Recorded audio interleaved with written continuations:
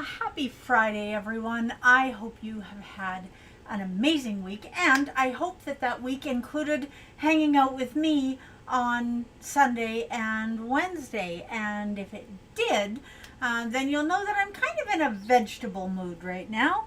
Well, at least on Wednesday I was anyway. So we're going to keep on doing stuff that is not baked, is not sweet. You know, I absolutely love things that are baked and sweet and yummy and wonderful. But depending on why you're doing low carb or keto, baked stuff is not necessarily something that you want to be having all the time. It's something that you want to be using as a treat. Okay, so actually remembered my apron today. So we're going to do a curried lime chicken today. Yum. Absolutely yum. And it's something that you can do at home whether you have fresh ingredients or not. So I'm going to show you how to do it. If it is ugly and nasty where you are and you just don't want to go to the store, hopefully you have your spice cupboard stocked with TSL Organics spices. But whether it's TSL or another brand, you can do this with the spices that you have in your cupboard. So let's get our pan heating up, and I'm going to show you what I'm up to. Okay, so we're heating up a pan right now, and in that pan I'm going to put, forgot to bring the bacon fat over here. We're going to put about 2 tablespoons of bacon fat in there, give or take. It doesn't have to be exact. Now, one of the things that I love about magnetic induction burners, now just let me bring you over here a little bit. There we go. One of the things that I love about magnetic induction burners is the heat is instant. So even though I grabbed a measuring spoon to measure this in, and you know, it's not exact, but it's going to be close enough. It's going to get our chicken all nice and yummy, and we can just hold the spoon on the bottom here and it melts right away, so you don't lose any of that wonderful bacon fat, because we definitely don't want to do that. Now, the only thing that we are going to add to this chicken, and if you can just a minute, let me show you these chicken thighs that I have. Now the chicken thighs, got to get everything out of the way here so you can see what we're doing. Now the chicken thighs, I just defrosted them in the microwave. So if you're in a hurry and you didn't take anything out of the freezer, just make sure you put it on defrost, not cook, and you're good to go. Okay, so the only thing that we're going to put on here is some salt and pepper. So we're going to put salt and pepper on both sides, and we're not going to be cheap with it. And get my trusty old pepper can that I've had for 14 million years. Okay, don't need lots and lots on there, but we do need some. Now, I'm going to put these in the pan to start cooking while we get everything else done. And we're going to put them skin down. We want that skin face down in that bacon fat, getting nice and crispy. Now these chicken thighs that I'm using have got the bone in. And having the bone in when you're cooking a chicken dish, if you want extra flavor, I'll tell you, that is the way to do it, because those bones, that's how we make broth, is by cooking those bones down, and so you don't want to lose all that flavor in your pan. Now we've got those skinned down. We're going to get rid of this. And we are going to add a little bit more salt on top of these.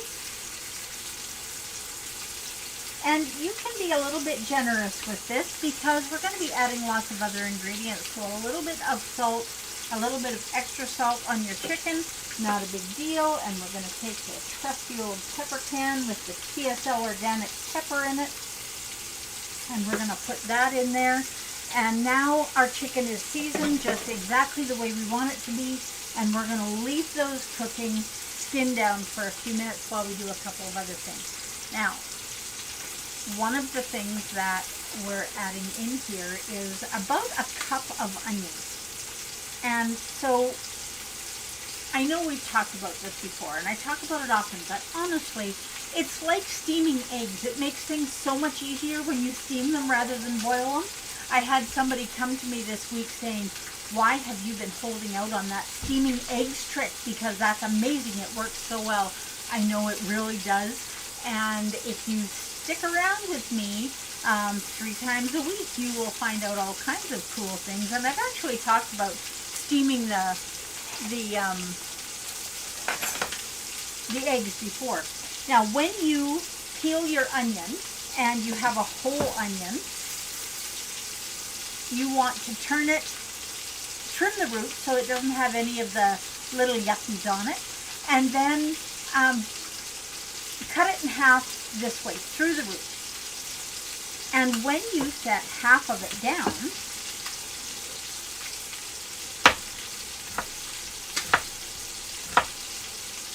and you start cutting it, it does not fall apart. It makes cutting your onions so much easier because it's not falling apart on you on the cutting board. So there we go. And just like that, we have the onion cut up. It's going to fall apart, easy peasy. Okay.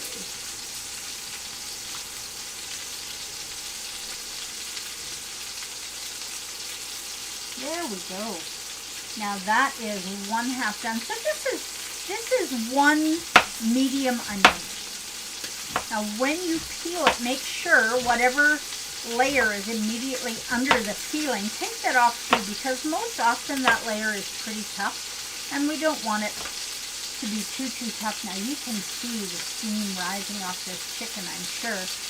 This is absolutely going to be a beautiful dish, and it's going to be so flavorful. Just the salt and pepper alone are going to be bringing out the flavor on this.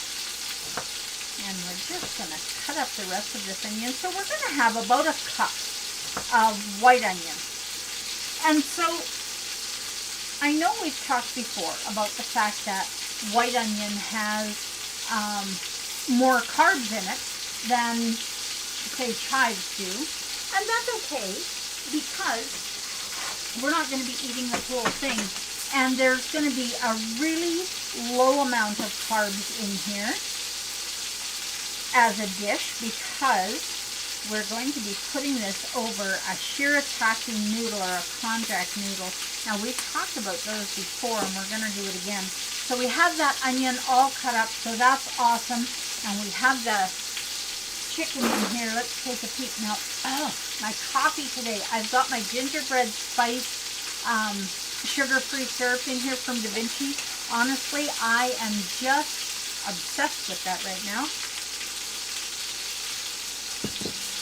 It's such a wonderful, warm winter spice. Okay, now we have that chicken cooking in the bacon fat. Let's see how it's looking now. If this is sticking to the pan, it is not ready to be flipped. You see how that one just flipped over? No problem.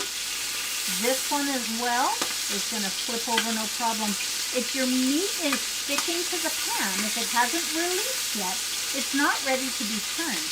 Now this is a beautiful, now that one is not ready to be turned and it's still not sticking. So, ow, this is getting all poppy. Okay, that one, nope, those ones are just not ready yet. So we're just going to let those go for a little bit more. Now this is going to take a little while to cook, and that's okay, because you don't have to watch it super close. I don't recommend that you walk away from it and let it burn.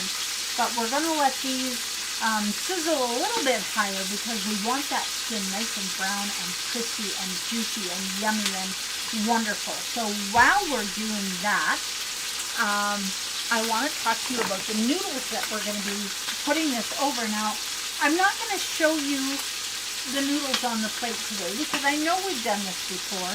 I'm going to be using penne noodles today, and these noodles are from a company called La Viva. Now, I will be honest with you, I've been having trouble finding these noodles right now for whatever reason. The grocery store that I typically buy them at seems to be out of stock. The last couple of times I checked, maybe they're restocked now. So these penne noodles, I will show you, they look just like normal noodles. These are already cooked. They have a different mouthfeel than the pasta that we had before we were doing keto. And that mouthfeel being a little bit different might take a little bit of getting used to. If you really are having an issue with that mouthfeel, then do a zucchini noodle or zucchini rice. You can shred it and use it as a rice, and that works just beautifully. Now these, we're going to turn these over now. Oh, look at that beautiful brown crispy skin. Now, I have company coming for supper tonight, and I am really excited to be serving this dish because it's going to be really delicious. So this is going to be a curried lime chicken. Now, you can make it a coconut lime if you want, but I'm not going to be doing the coconut today because I really want you to see that when you're doing something, if you go on the internet looking for a curried lime chicken, most of what you see is going to either have coconut cream, or it's going to have tomato. And I don't want either one of those in this dish because I'm really working at keeping this low carb. The onions are going to give us a little bit of carbs. We're also going to be adding 3 cups or about 230 grams of the same shredded cabbage that we used on Wednesday for our creamed cabbage. But I have it in the fridge and I really don't want to go anywhere today. So this is just a wonderful opportunity to be using up stuff that you have in the fridge that you need to use up so it doesn't get wasted, and things that you already have in your cupboard as far as spices go. And just shows you how easy and versatile meals can be when you're doing keto. Okay, so the most important part of this is that we are cooking this chicken, pre-cooking this chicken, and when we're done with it in the frying pan, it's not going to be fully cooked by any stretch, but it is going to be seared on both sides, so you can see that one is already coming along nicely. Pardon me. So we're going to take this out of the pan, and we're going to use the drippings from the chicken and the bacon fat that's in there to get everything else done that we need to do. Okay, so are we ready? I think we are. So we're going to take this out and we're going to set it on the cutting board. And we will be adding these back in a little while. Now the very first thing we want to add in here when we get this chicken out is our spices. Okay, so we have that. We've got a little bit of chicken skin here that did not release, so we'll get that out. We don't want that burning. Okay, now we're just going to set that here. Now I am going to add in 2 teaspoons of curry powder, and you can see that as this hits that hot oil, it starts sizzling.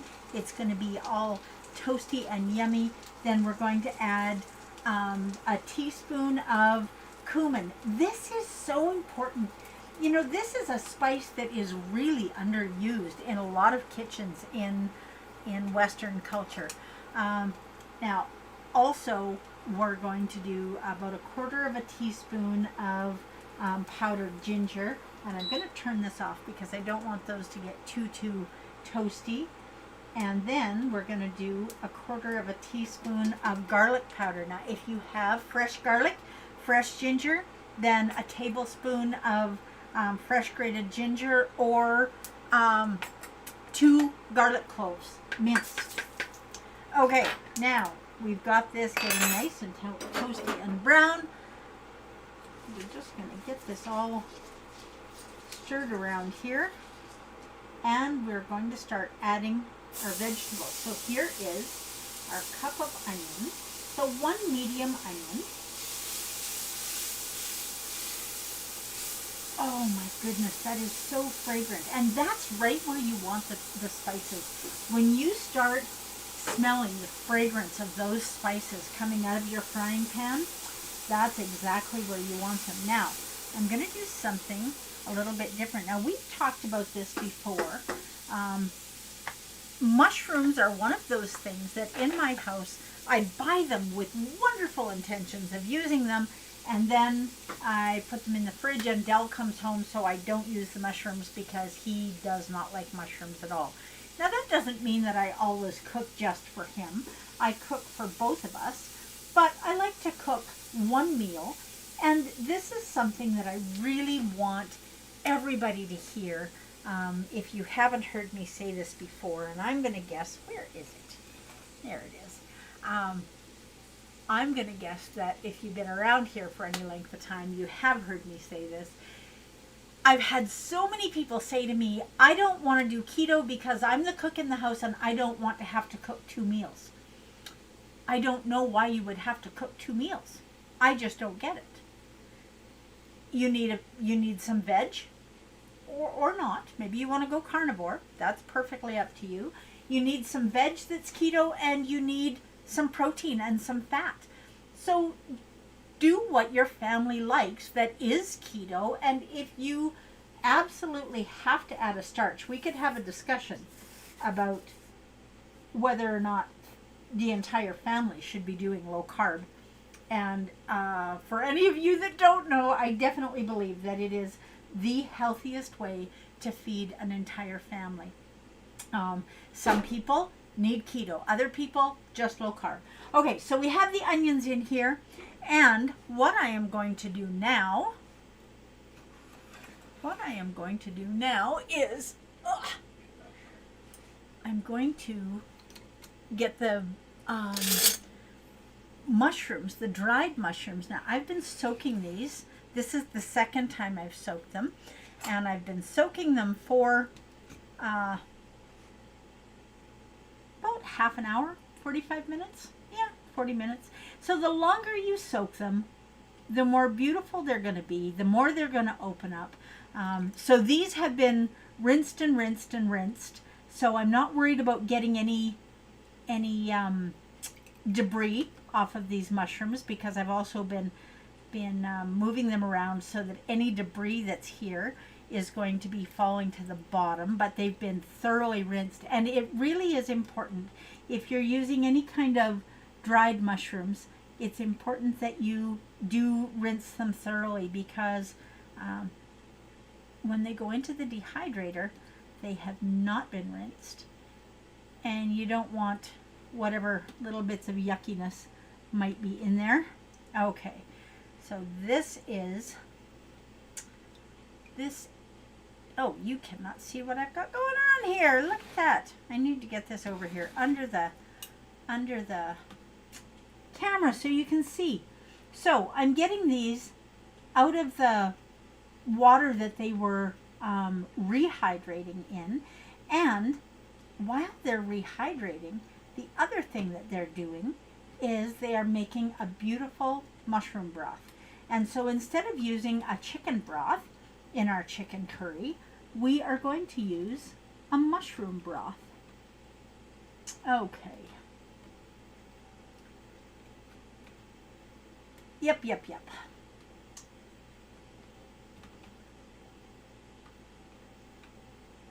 Now this is a good example. I don't know if you can see this or not.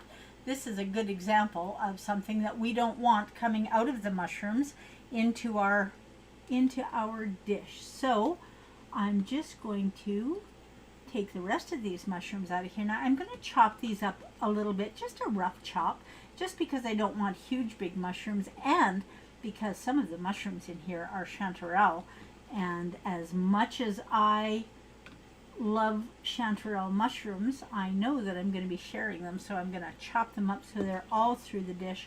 Okay, so that is going to be close enough for that. And we're going to pull out another cutting board. We're just going to set this aside for a minute.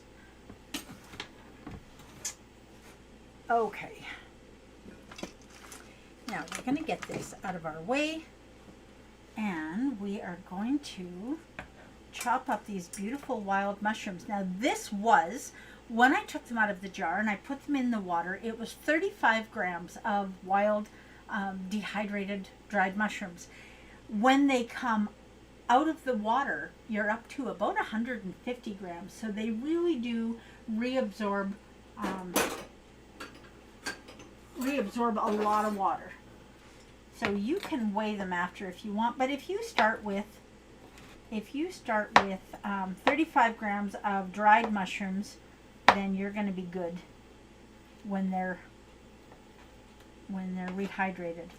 Now these are just beautiful, and even though they've been rehydrating in water for 40 minutes or 45 minutes, some of them are still a little bit tough, and that's okay because they're going to be simmering in this broth for quite some time. We're going to have to make sure that this chicken is all cooked. Okay, so I like fair-sized chunks of mushrooms, so I'm not going to go too crazy mincing this. And we are going to add our mushrooms in here. This is also going to give us some beautiful flavor. There we go. Okay. And we are going to turn this back on. So I've got this on 5. And now I want the spices, and these onions have softened up beautifully. And we're going to add our 210 grams of shredded cabbage. Now, if you would rather use broccoli, then use broccoli. If you would rather use cauliflower, use cauliflower. If you would rather just use the mushrooms and the onions and the chicken, then do that. And so we're going to let this cook down a little bit until this cauliflower, now see, I've got cauliflower on the brain, until this cabbage is wilted. We don't need the cabbage to be thoroughly cooked through. We just want it to be wilted. And then I'm going to show you what we're going to do with the rest of this mushroom broth. We're going to throw it, or pour it through a sieve. Make sure that there is no other debris in there, and there is a little bit. So I'm just going to take out the small pieces of mushrooms because I'm not going to give up that flavor at all. And then you can see that there is still a wee little bit of debris, but we've strained this out, and so we don't need to worry about that being in our broth. And now we have some beautiful, beautiful mushroom broth to be adding to our lime curried chicken. And I've made a mess all over the counter, but that is not a new thing. And so we'll get that cleaned up a little bit. Now that we have these vegetables in the pan, we need to season them a little bit. We've got the spices in there, but we want a little bit of salt in here. So, half a teaspoon-ish, season it to taste. Salt is one of the most important things.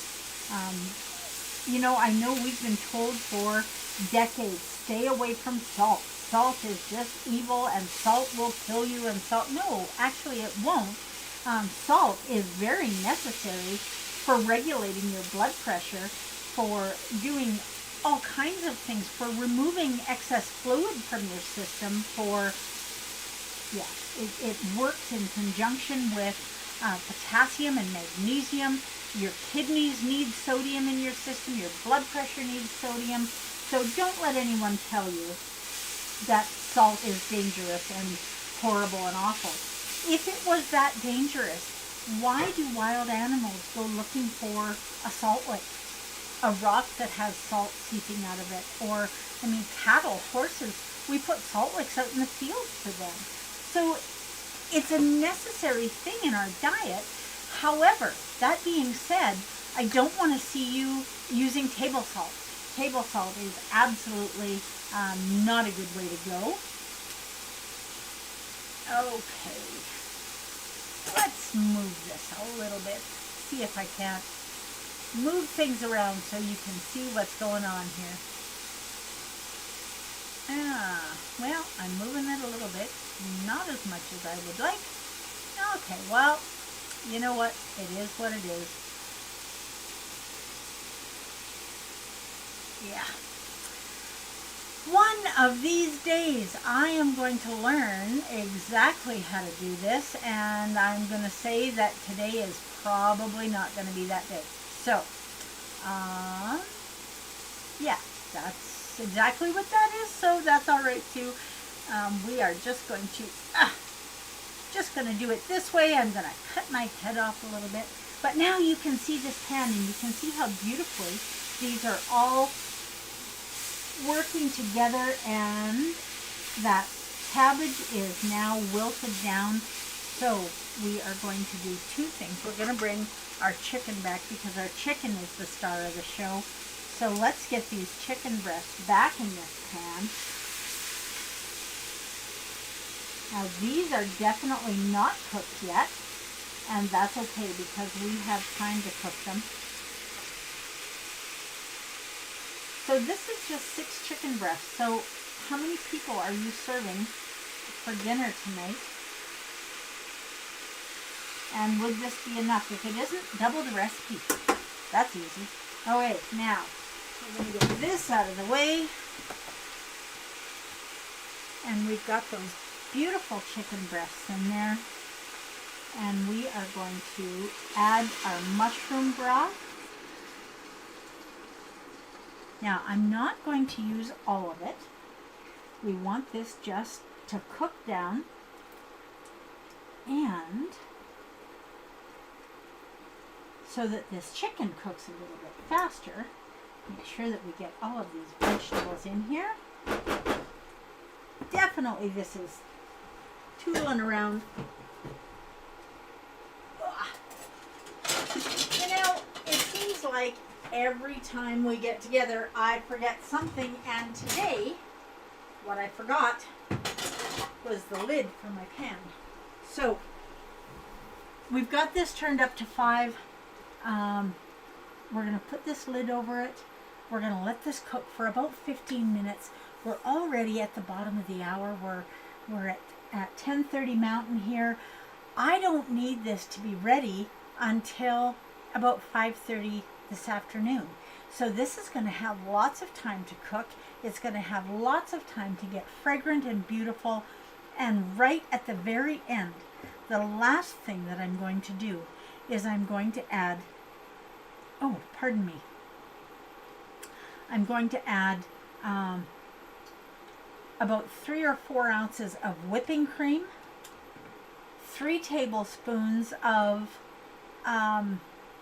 lime juice, and right now actually I'm going to add the lime zest. We're going to get that lime zest in there, rehydrating and getting that beautiful lime flavor in there, and this is going to make an absolutely incredible curried lime chicken, and it's going to be an entire meal once you pour it over the shirataki noodles that we're going to be using. So go and look in your fridge, look in your cupboard. If you need to order some spices from TSL Organics, well, let me know. I can definitely make that happen for you. And until we meet on Sunday, I hope you have an absolutely amazing weekend. I am very much looking forward to having my friend Sherry over for supper tonight, and then tomorrow Dell's going to be home, or hopefully he'll be home tomorrow, so I'm going to get to cook for somebody else that I love, and I hope you find someone to cook for that you love, and if that's you, I hope you love yourself. You deserve it. So do your very best to be your best version of yourself in this shining life. I know that's what I'm going to do. I hope you have an amazing day.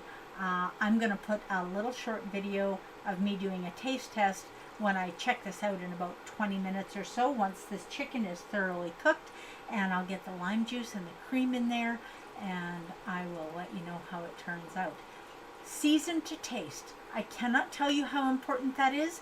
You need to be adding salt and pepper to taste. If you want to add a little bit of cayenne pepper to this to give it a little bit more of a kick, do that. If you want a little bit more curry powder, if there's not quite enough, do that. Your kitchen, your rules. Start out with the basic recipe that I just gave you, and then do it your way. Your way is the best way in your kitchen. Okay, I hope all of you have an amazing Friday. That's what I'm going to do.